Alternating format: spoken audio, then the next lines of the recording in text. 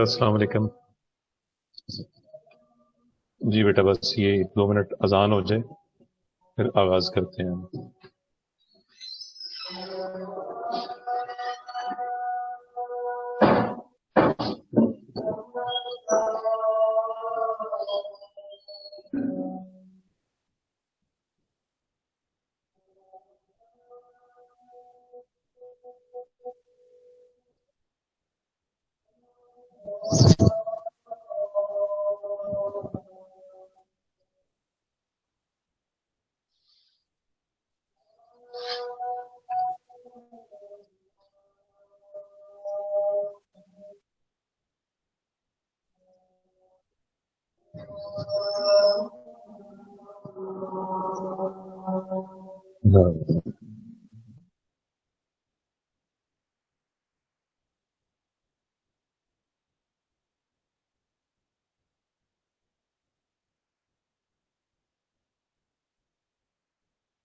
بیٹا چلیے آغاز کرتے ہیں پھر آج کے لیکچر کا۔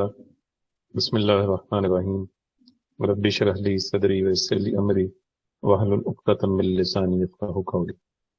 جی بیٹا مجھے بتا دیجئے کہ یہ سکرین شیئر ہو رہی ہے آپ کو؟ کوئی ایک مجھے میسج کر کے بس بتا دیں۔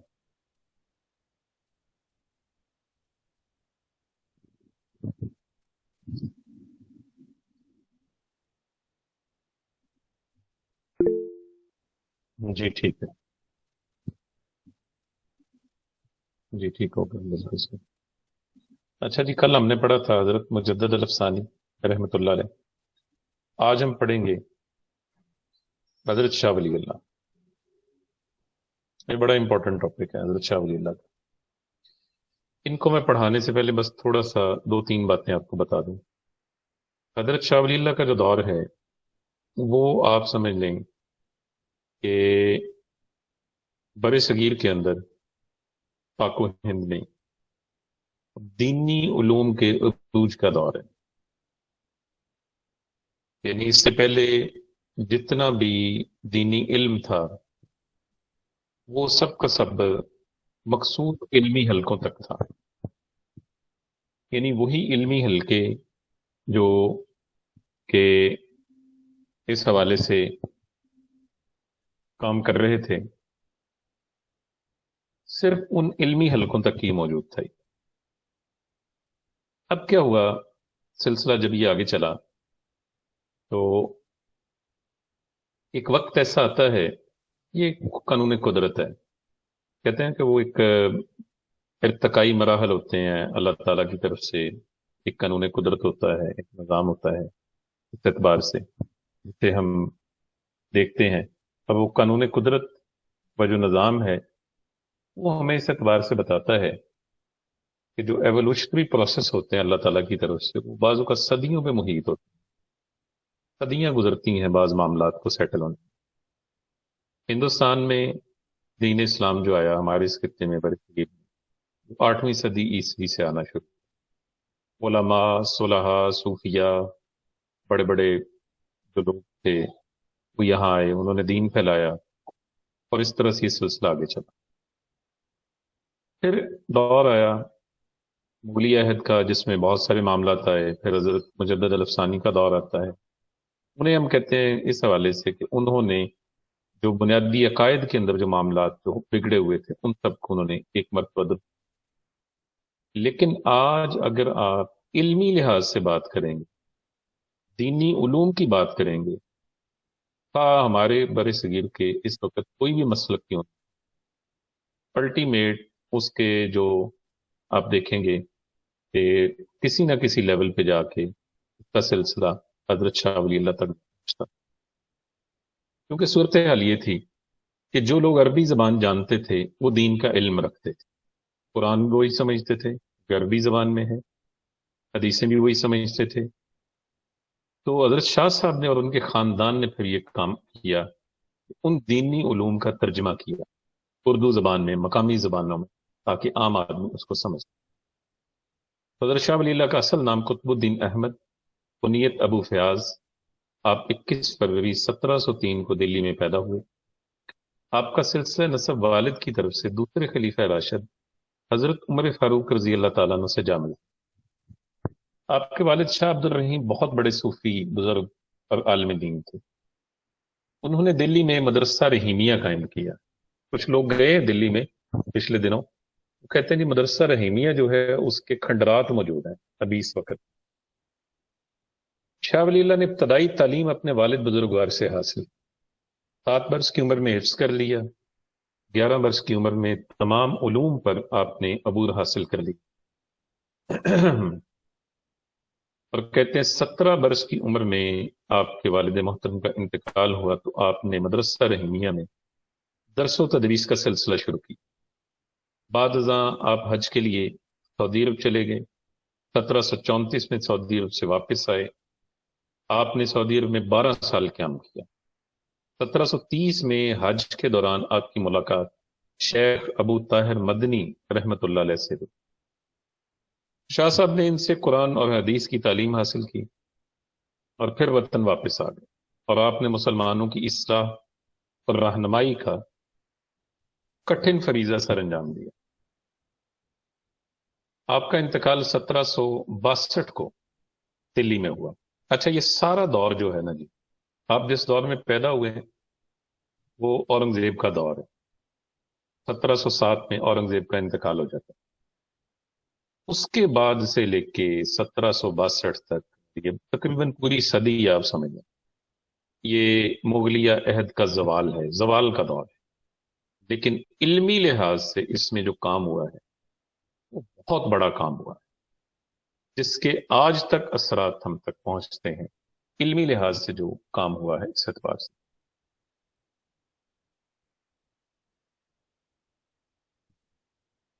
جی بیٹا، 1 منٹ ذرا ویٹ کیجیے۔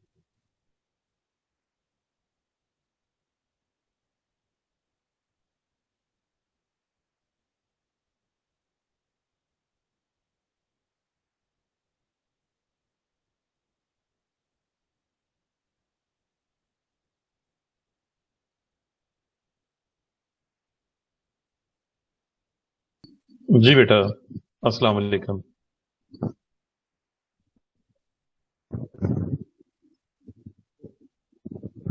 اچھا جی بیٹا، اس میں تھوڑا سا وہ میرے پاس تھوڑی سی خرابی آ گئی تھی، تو ابھی میں دوبارہ وہیں سے سٹارٹ کرتا ہوں جہاں سے میں آپ کے ساتھ بات کر رہا تھا۔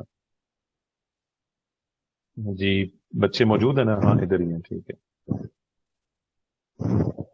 جی آغاز کرتے ہیں پھر وہیں سے۔ بسم اللہ الرحمن الرحیم۔ حضرت شاہ ولی اللہ کے حوالے سے میں بات کر رہا تھا۔ جی چلیں، آپ کی خدمات کے حوالے سے بات کرتے ہیں۔ ان کا تعارف تو پڑھا دیا تھا آپ کو، آپ کی خدمات کے حوالے سے۔ آپ کی خدمات کے حوالے سے سب سے پہلے ہم اسے دیکھیں گے کہ یہ چند بڑی بڑی خدمات جو آپ کی ہیں اس میں درج ہیں۔ سب سے پہلا کام جو آپ نے کیا، جو میں نے آپ آغاز جو دیا نا جی، آپ کو جو انٹروڈکشن دیا کہ برصغیر پاک و ہند میں علمی تحریک کے لحاظ سے اگر ہم دیکھیں، علمی لحاظ سے دیکھیں، جس خاندان نے سب سے زیادہ کام کیا ہے وہ حضرت شاہ ولی اللہ کا خاندان ہے۔ حضرت شاہ ولی اللہ کے خاندان نے اس لحاظ سے سب سے زیادہ کام کیا ہے۔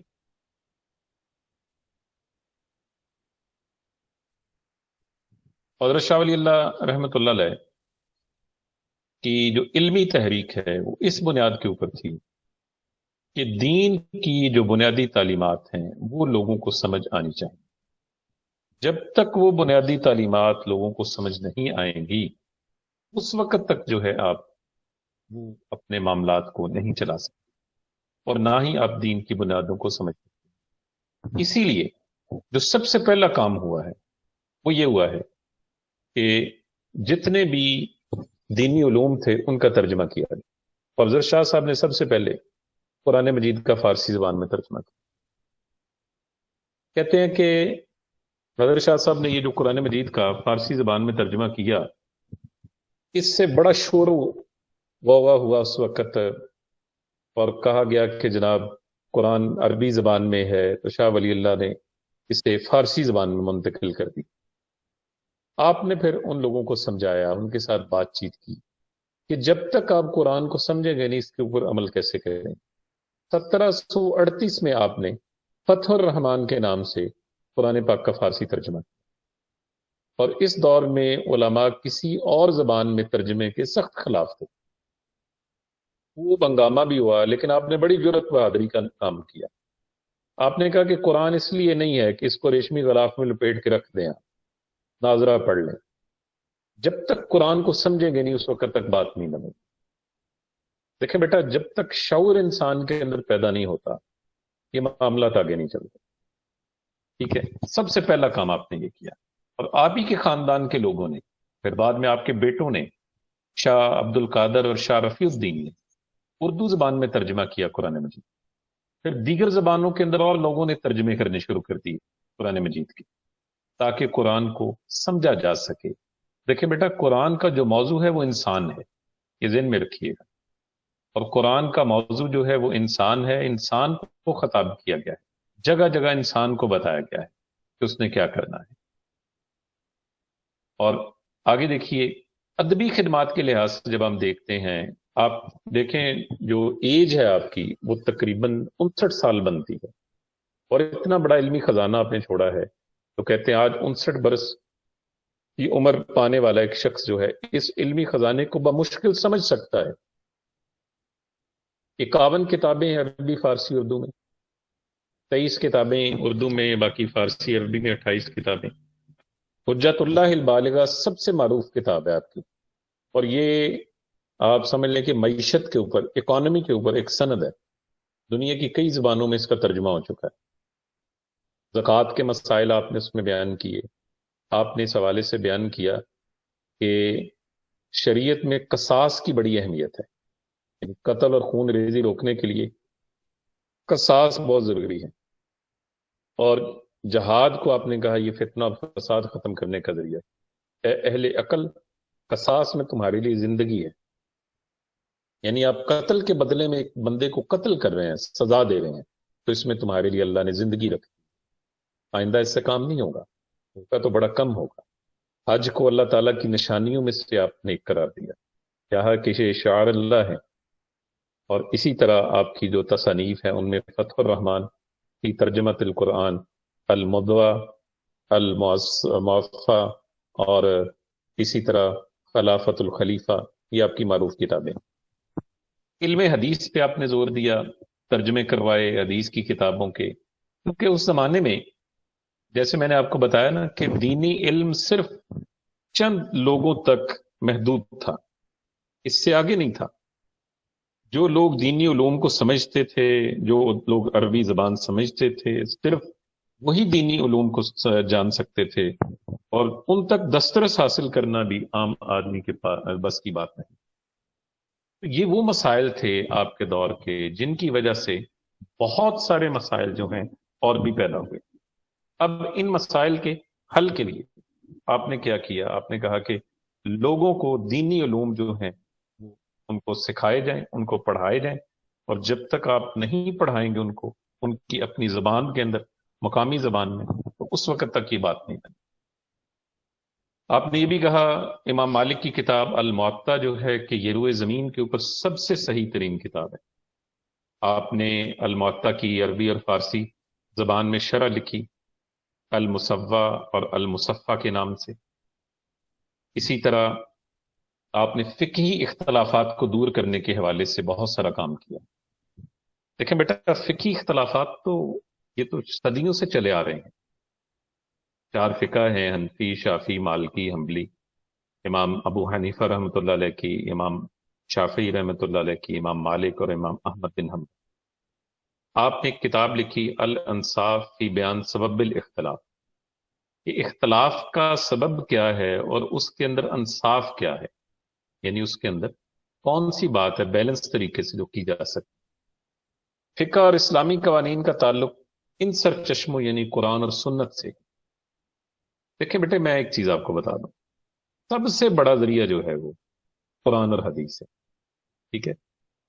اب فقہی معاملات کس جگہ پہ آتے ہیں؟ فقہی معاملات اس جگہ پہ آتے ہیں جبکہ جدید دور کے کچھ مسائل، ایسے مسائل کہ جو بیان نہیں کیے گئے ہوئے اور ان کے بارے میں کوئی واضح دلیل موجود نہیں ہے، آپ پھر ان کو قرآن و حدیث کی روشنی کے اندر دیکھتے ہیں اور ان کا حل تلاش آپ کرتے ہیں.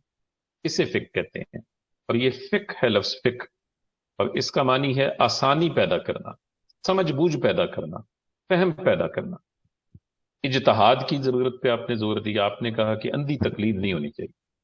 اندھی تقلید یہ ہوتی ہے کہ بلا سوچے سمجھے کسی آدمی کو فالو کرنا، یہ اندھی تقلید. آپ نے کہا کہ نہیں، ایسا نہیں ہونا چاہیے. اور اسی طرح آپ نے اس حوالے سے جو آپ کا قول ہے کہ ہم نے اپنے باپ دادا کو ایک طریقے پر پایا اور ہم ان کے قدموں کے نشانوں کی پیروی کرتے ہیں. آپ کی مشہور کتاب ہے عقد الجید فی احکام الاجتہاد و تقلید، کہ اجتہاد اور تقلید کے کیا احکامات ہیں. دیکھیں بیٹا، تقلید ہوتی ہے، اپنے بڑوں کی ہم تقلید کرتے ہیں. کن معاملات میں کرتے ہیں؟ وہ معاملات کے جو قرآن و سنت کے خلاف نہ ہو. اور آپ نے کہا کہ اجتہاد کا دروازہ کبھی بند نہیں ہونا چاہیے، یہ قیامت تک کھلا رہے گا. بس اگر تم نہیں جانتے تو اہل ذکر سے پوچھو. قرآن میں اہل ذکر سے مراد اہل علم بھی ہے. اور مجتہد کہتے ہیں اجتہاد کرنے والے کو. معاشرتی اصلاحات، آپ کے زمانے میں بڑے مسائل تھے جی. ہندو اثرات کے جو ہندو اثرات تھے پورے اسلامی معاشرے کے اوپر بہت زیادہ تھے. آپ نے ان کے بھرپور جو ہے اس حوالے سے اصلاح کرنے کی کوشش کی. زمانہ منتظر ہے پھر نئی شرازہ بندی کا. بہت کچھ ہو گئی اجزائے ہستی کی پریشانی. کہتے ہیں کہ آپ کے دور میں مسلمان جو تھے بیوہ کے ساتھ نکاح ثانی کو معیوب سمجھتے.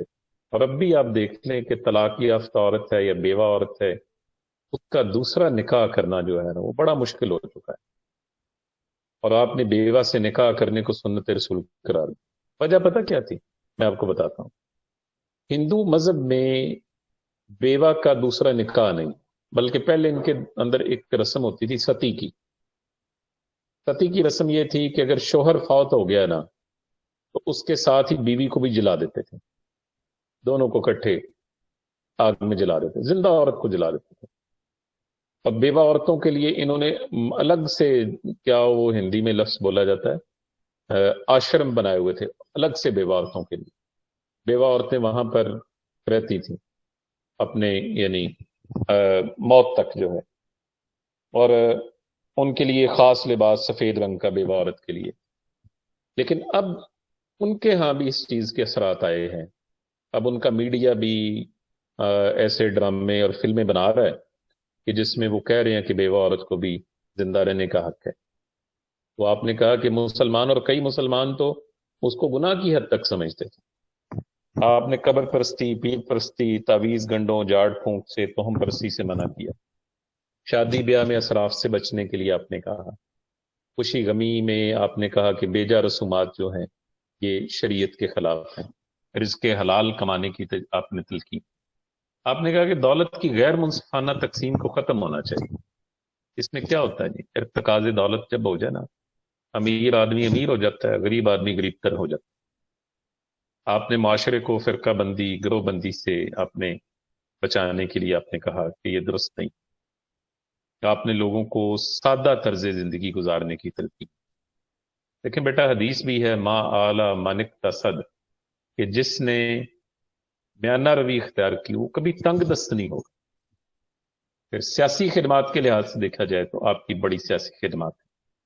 آپ نے کہا کہ کسی بھی جگہ پر جو فتنہ و فساد ہوتا ہے، جو فساد فی الارض ہے، وہ وہاں کے امن و سکون کو تباہ کر دیتا ہے. آپ نے کہا کہ حکمرانوں کو چاہیے کہ وہ ناجائز ٹیکس نہ لگائیں، باہمی اختلافات کو ختم کریں، عمراء علماء مل کے بیٹھیں اور معاملات کو لے کر آگے چلیں. اسی طرح آپ نے جہاد کی تلقین کی، کیونکہ اورنگزیب عالمگیر کے بعد جو ہے مسلمان زوال کا شکار تھے. حالات بڑے ابتر ہو چکے تھے ہندوستان میں.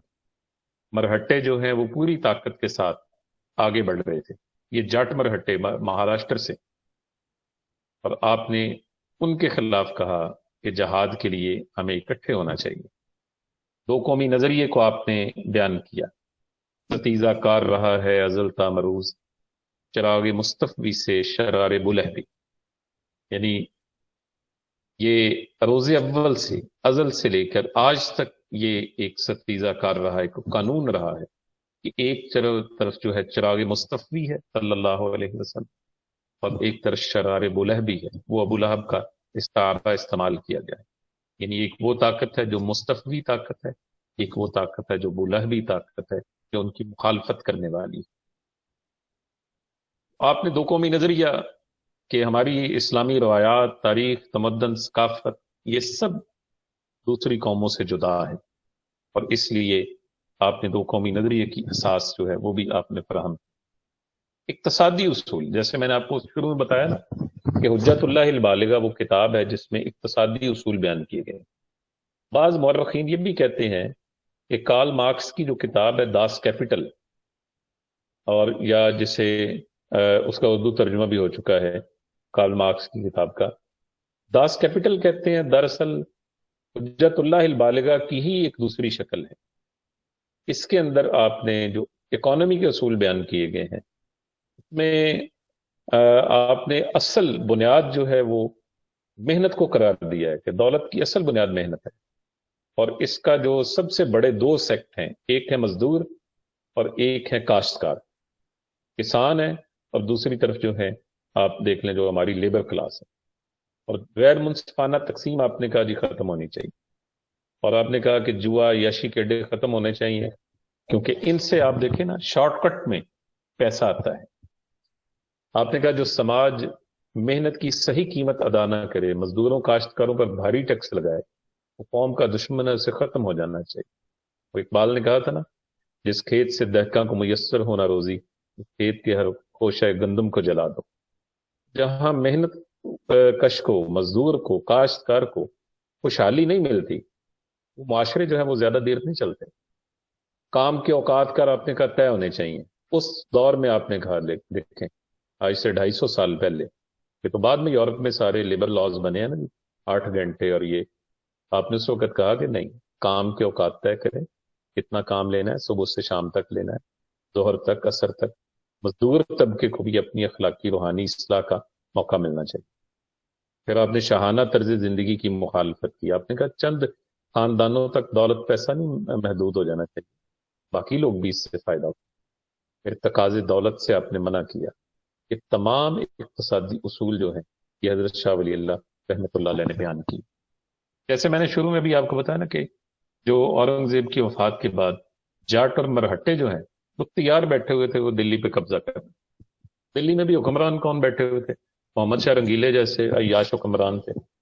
آپ نے روہیل کھنڈ کے حکمران نجیب الدولہ کو اور افغانستان کے فرمان روا احمد شاہ ابدالی کو خطوط دی، اور انہی خطوط کے زیر اثر احمد شاہ ابدالی نے پھر ہندوستان پہ حملہ کیا، اور پانی پت کی تیسری جنگ ہوئی 1761 میں، اور اس جنگ کے اوپر بھی بڑا کچھ لکھا جا چکا ہے۔ کہتے ہیں یہ بڑی ایک جو وار سٹریٹجیز ہوتی ہے نا جی، جنگی حکمت عملی کی ایک بہت بڑی مثال تھی۔ احمد شاہ ابدالی نے لشکر کے 2 حصے کیے، ایک وہ آگے لے کے آئے، ایک کو کہا آرام کریں۔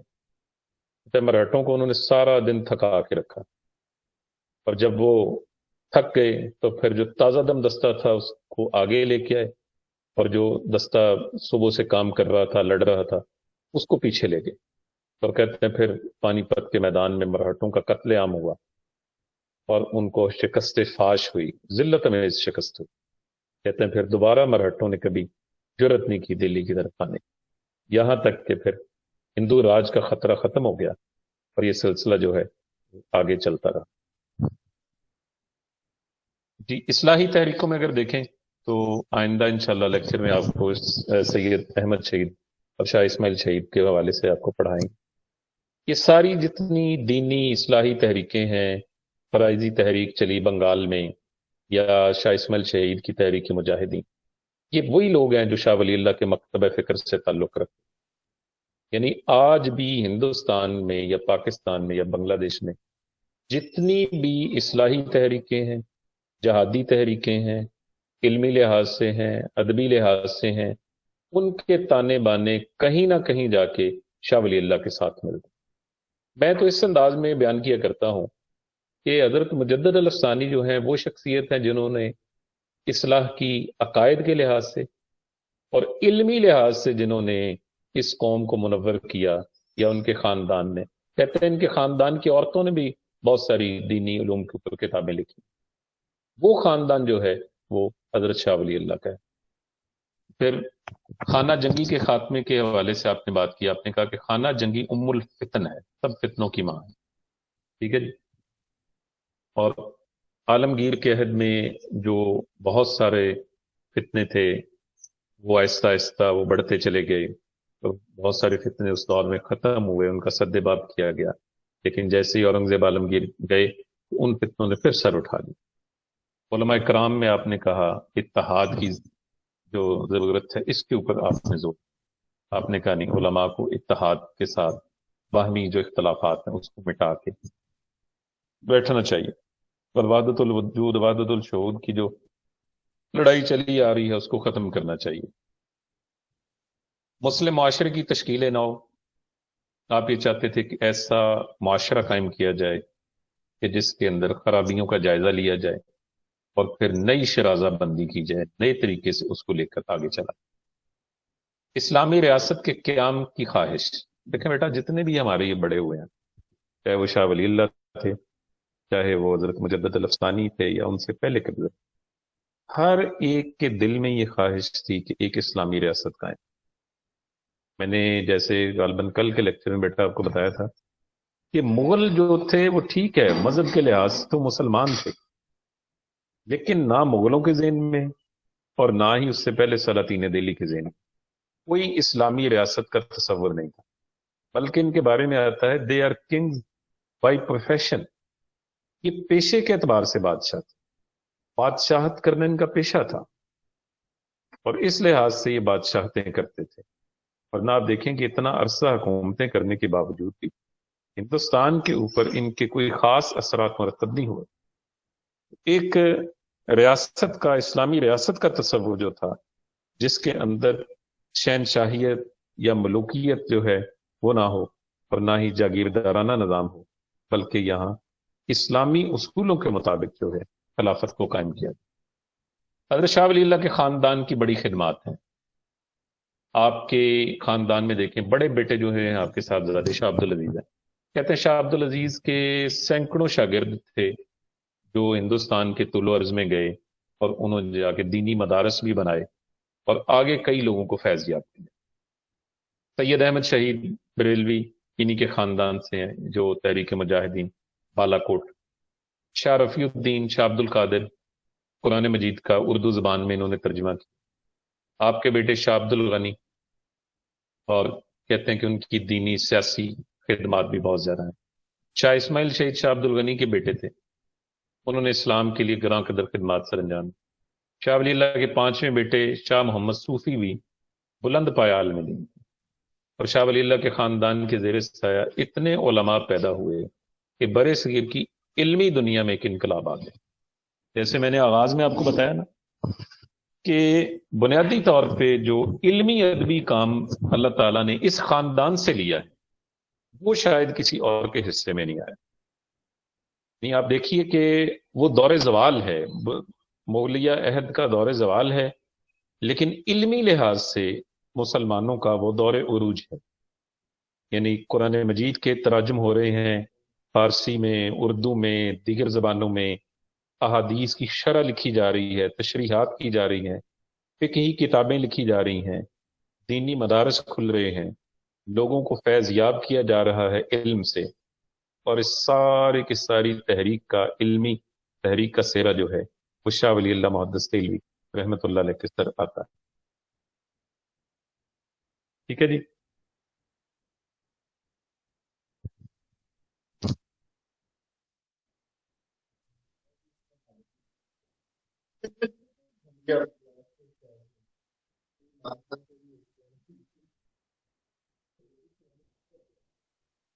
جی بیٹا کوئی سوال کریں آج آپ اس حوالے سے، شاہ ولی اللہ، اس کے خاندان، ان کے خاندان، ان کی خدمات کے حوالے سے کوئی سوال آپ کے ذہن میں ہو تو مجھ سے پوچھیں۔ کیوں جی؟ سر یہ جو احمد شاہ ابدالی تھے جی جی سر، ان کے خلاف انہوں نے سکھوں کے خلاف بھی کوئی مہم کی تھی؟ جی بیٹا وہ اس طرح سے ہوا تھا، میں آپ کو بتاتا ہوں۔ سکھ یہاں بنی تھی اس وقت ریاست، مہاراجا الا سنگھ نے پٹیالہ ریاست بنائی، ٹھیک ہے؟ تو یہ آئے اور انہوں نے آ کے ریاست پٹیالہ کے اوپر قبضہ کر لیا، مہاراجا الا سنگھ کو انہوں نے قید کر لیا، اور مہاراجا الا سنگھ کے جو خاندان کے یا ان کے باقی دیگر سکھ لیڈر تھے وہ پھر احمد شاہ ابدالی کے پاس آئے، تو انہوں نے پھر 4 لاکھ روپے ان کے اوپر تاوان رکھ دیا، اور پھر تاوان لے کے مہاراجا الا سنگھ کو چھوڑ دیا، اور بعد میں مہاراجا الا سنگھ نے پھر ان کی اطاعت قبول کر لی احمد شاہ ابدالی کی۔ احمد شاہ ابدالی نے جو ریاست پٹیالہ تھی وہ بحال کر دی، اور ان کو اس وقت راجا آف پٹیالہ کا خطاب دے کر، لقب دے کر ان کو تخت پر بٹھا دیا۔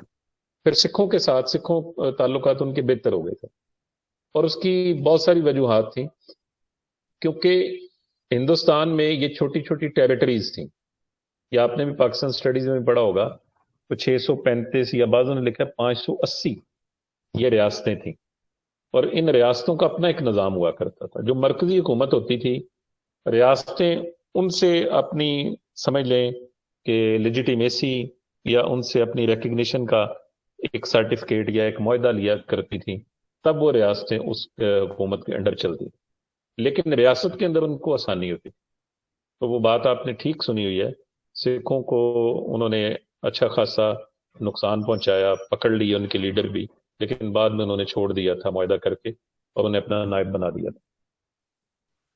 سر لیکن جس سکھ نے یہ لکھی ہوئی تھی نا ہسٹری، وہ میں دیکھ رہا تھا، اس نے لکھا تھا کہ ہم نے اتحاد نہیں تھا کیا احمد شاہ ابدالی کے ساتھ۔ آپ کہہ رہے ہیں کہ انہوں نے بعد میں وہ اتحاد کر لیا تھا؟ لیپل گریفن کی کتاب ہے چیفز آف پنجاب، اس میں ریاست پٹیالہ کی تاریخ لکھی ہوئی ہے، اس میں یہ موجود ہے۔ دیکھیں بیٹا، تاریخ جو لکھی جاتی ہے نا، اس میں ہسٹورین جو ہوتا ہے وہ تعصب کے بغیر تاریخ نہیں لکھ سکتا۔ کل کو اگر آپ کوئی تاریخ لکھتے ہیں، اپنے آپ کو فیملی ساگا لکھتے ہیں، اپنے خاندان کی تاریخ لکھتے ہیں، تو آپ ہمیشہ کوشش کریں گے کہ اس کو ہائی لائٹس جو ہے نا وہ لکھی تھی۔ تو سکھ ہسٹورین نے جو کتابیں لکھی ہیں وہ 3-4 کتابیں ہیں، کیونکہ میرا تو یہ سبجیکٹ ہے نا ہسٹری۔ ایک ہری رام گپتا نے لکھی ہے ہسٹری آف سکھ، ایک خوشونت سنگھ نے لکھی ہے ہسٹری آف سکھ۔ اس کے اندر انہوں نے سکھوں کو ہائی لائٹ کیا، ان کی گلوریز ان کی بیان کی ہے۔ تو جبکہ جو بیلنس ہسٹورینز ہیں نا، ان سب نے اس واقعے کو لکھا ہے۔ مہاراجا الا سنگھ پکڑے گئے ہیں، قید ہوئے ہیں، 4 لاکھ تاوان دیا ہے، پھر اس کے بعد انہوں نے اطاعت قبول کی ہے۔ بلکہ مہاراجا الا سنگھ کے آگے 3 بیٹے تھے، تینوں بیٹے ان کے سامنے فوت ہو گئے تھے۔ ان کا پوتا تھا امر سنگھ۔ امر سنگھ جب بنا ہے مہاراجا، تو اس نے پھر جو ہے یہاں سے ایک بندہ بھیجا کابل میں، اور کابل سے پھر اس کو راجہ راجگاہ کا خطاب دیا گیا۔ یہ ساری تفصیلات موجود ہیں، اگر آپ دیکھنا چاہیں تو لیپال گریفن کی کتاب ہے چیفز آف پنجاب، اس کے اندر پورا چیپٹر موجود ہے۔ جی، کوئی اور سوال بیٹا؟ سر کیا آپ نے رائٹر کا نام بتایا ہے؟ لیپال گریفن۔ Okay sir.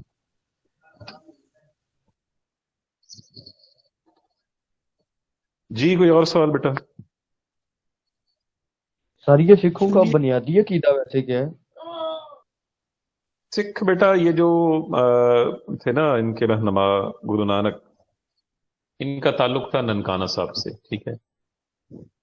اور ان کے والد کا نام تھا کالو کھتری، اور یہ ہندو مذہب سے تعلق رکھتے تھے، اور کہتے ہیں کہ جو گرو نانک تھے وہ اونچ نیچ دیکھ کے نا ہندو مذہب میں وہ بڑے پریشان رہتے تھے کہ یہ جو ذات پات کا نظام ہے نا وہ اس کے خلاف تھے۔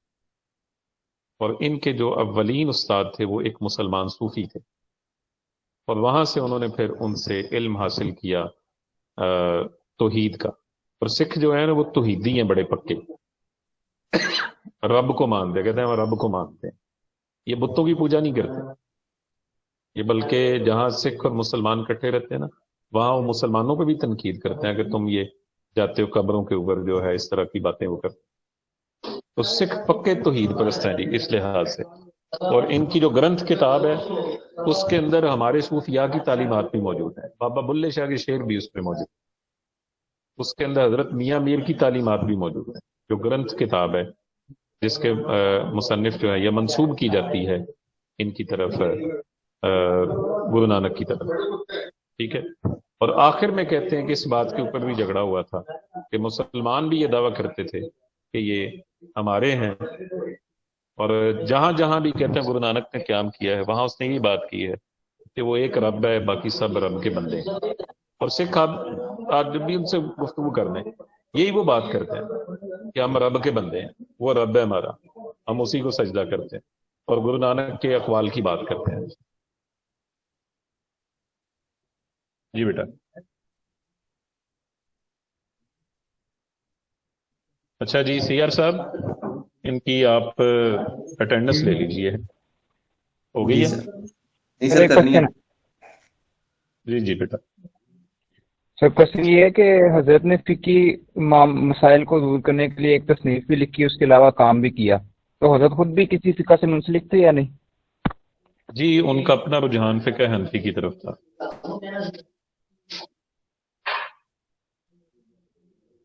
اور ان کے بعد میں بیٹے بھی، ان کے فالوورز بھی، سب کے سب فقہ حنفی کے قائل تھے.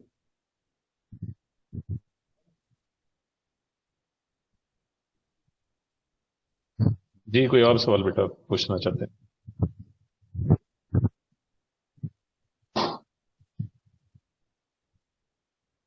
جی ٹھیک ہے محمد خان صاحب، آپ ان کے اٹینڈنس لے لیں. ٹھیک ہے. جی سر. Roll number 1 2 3 4 5 6 present. 7 ایک منٹ سی یار بھائی، میرا 8. کوشچن ہے. ایک منٹ، یہ میں کمپلیٹ کر لوں سر، ادھر ہی ہیں ابھی، آپ بعد میں کر لیں. نہیں، پہلے میں کوشچن پوچھوں گا سر. رول نمبر 8 ہلو 9 سر. 10 present 11 12 present 13 Present. 14 15 16 17 18 19 present 20 21 22 23 24 27 28 29 present 30 present 31 32 33 34 Present. 3 بھی present. okay 35 36 37 38 Present. 39 Present. 40 40 41 present 42 43 present 40 44 45 present 46 47 47 48 present. 48 Present. 49 present 50 51 present 52 53 54 55 56 Physics present. 57 58 59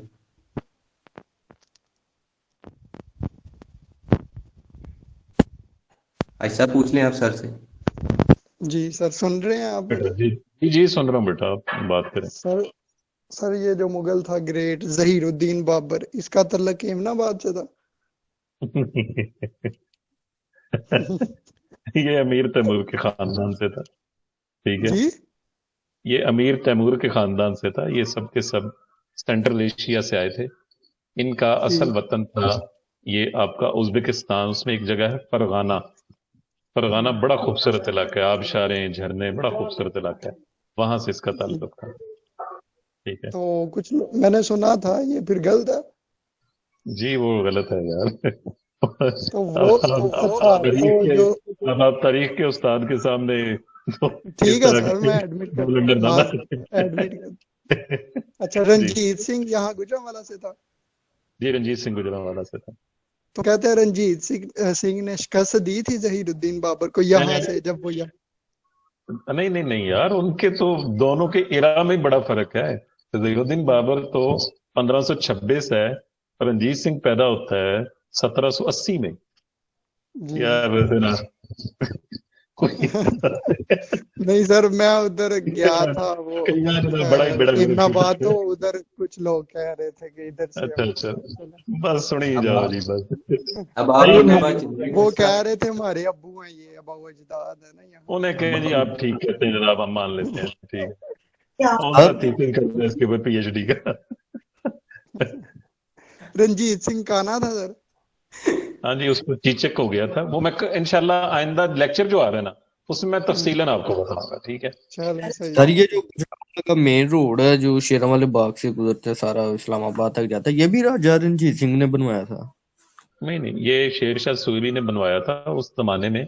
बाकायदा इस तरह रोड तो नहीं बनते थे, रास्ते बनते थे, ठीक है, उनको हमवार जी किया जी सर, जाता था। रास्ते की बात है। वो ये रास्ता एक समझे गुजरगाह थी, बनाई गई। इसे बनाया था उस दौर के अंदर सबसे पहले शेरशाह सूरी ने, जिसे आप जीटीओ या ग्रैंड ट्रंक रोड कहते हैं। और इसका पता है कितना फासला था? ये पेशावर से लेके कोलकाता तक थी ये रोड जो है।